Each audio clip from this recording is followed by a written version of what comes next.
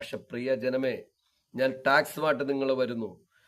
0% tax മുതൽ 5%, 12, 28, 30, അതിന്റെ മുകളിൽ പോണ എല്ലാം മുകളിലുള്ളവൻ്റെ ഇരിക്കട്ടെ. പക്ഷെ താഴെ കിടക്കണ ഉള്ളവരാണ് യഥാർത്ഥത്തിൽ ടാക്സ് കൊടുത്തിട്ട് നമ്മുടെ രാജ്യത്തിന് നിർത്തുന്നത്, സ്റ്റേറ്റിന് നിർത്തുന്നത്.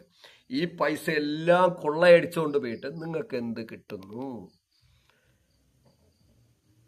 വട്ടപൂജ്യം എന്നല്ല പറയണത്, -100 വട്ടപൂജ്യം. ഞാൻ നൊബക്സോളോ നിങ്ങളെ മുൻപേ ടാക്സുമായിട്ട് വരാൻ പോവുകയാണ്. താല്പര്യമുള്ളവർക്ക് എന്നെ ഫോളോ അപ്പ് ചെയ്യാം. ഞാൻ കാര്യങ്ങൾ വിളിച്ചു പറഞ്ഞിട്ട് പോവുകയുള്ളൂ. ഇതുകൊണ്ട് എനിക്ക് ഒരുപാട് എതിർപ്പുകൾ ഉണ്ടാവും, എനിക്ക് ഒരുപാട് പ്രശ്നങ്ങളുണ്ടാവും. ആ പ്രശ്നങ്ങളെല്ലാം എനിക്ക് തരണം ചെയ്യാനുള്ള ധൈര്യം എനിക്കുണ്ട്. ഞാൻ അതറിഞ്ഞിട്ട് വന്നതാണ്. അതിന് വെല്ലുവിളിക്കാൻ, എൻ്റെ ഈ സബ്ജക്റ്റിനെ വെല്ലുവിളിക്കാൻ ചങ്കുറപ്പുള്ള ഏവനുണ്ടെങ്കിലും വരാം, ആരുണ്ടെങ്കിലും വരാം.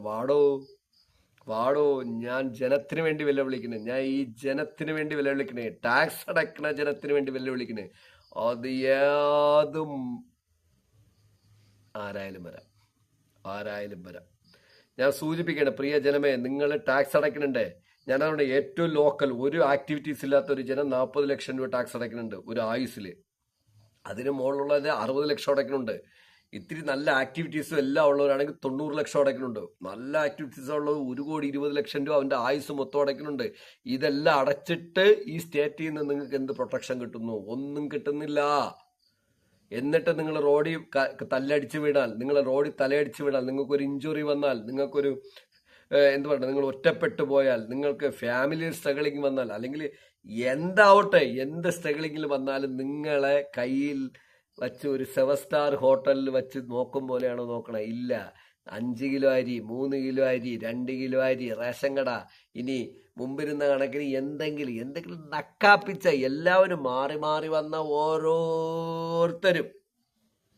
ഇതാരെയും ഞാൻ കുറ്റപ്പെടില്ല, അത് അവരുടെ സാഹചര്യം ആയിരിക്കണം. ഞാൻ അതങ്ങനെ വയ്ക്കുന്നു. ഇന്ത്യയുടെ പഴയ കാലത്തെ കുറിച്ചല്ല, അങ്ങനെ വയ്ക്കുന്നു. പക്ഷെ എന്തിന് ടാക്സ് അടയ്ക്കണമെന്ന് നിങ്ങൾ അറിയണം. നിങ്ങൾ ടാക്സ് അടയ്ക്കണോണ്ട് നിങ്ങൾക്ക് ബെനിഫിറ്റ്സ് ഉണ്ടോ? ഇല്ല. ഈ ബെനിഫിറ്റ്സ് അറിഞ്ഞുകൊണ്ട് നിങ്ങൾ ഫൈറ്റ് ചെയ്യൂ, നിങ്ങൾ വാർ ചെയ്യൂ. നിങ്ങളുടെ ഞാൻ ആഹ്വാനം ചെയ്യാണ്, നിങ്ങളത് അറിയൂ. നിങ്ങൾക്ക് ഞാൻ പറഞ്ഞു തരാം. എൻ്റെ ഈ ദേഹം മൊത്തം എന്നെ കൊല വിളിച്ചാൽ പോലും എന്നെ എന്തോ ചെയ്തോണ്ട് പോട്ടെ, എനിക്കൊരു പേടിയുമില്ല. ഞാൻ നിങ്ങളുടെ അടുത്ത് പറഞ്ഞു തരാം. ടാക്സ് നിങ്ങൾ അറിയാതെ അടയ്ക്കുന്ന ടാക്സ്, എന്നിട്ട് നിങ്ങൾക്ക് ഒന്നും നിങ്ങളെ കിട്ടാതാക്കുന്ന രീതി, എന്നിട്ട് എന്തിൻ്റെയൊക്കെ പേരിൽ നിങ്ങളെ ട്രാപ്പ് ചെയ്ത് വെക്കുന്ന രീതി,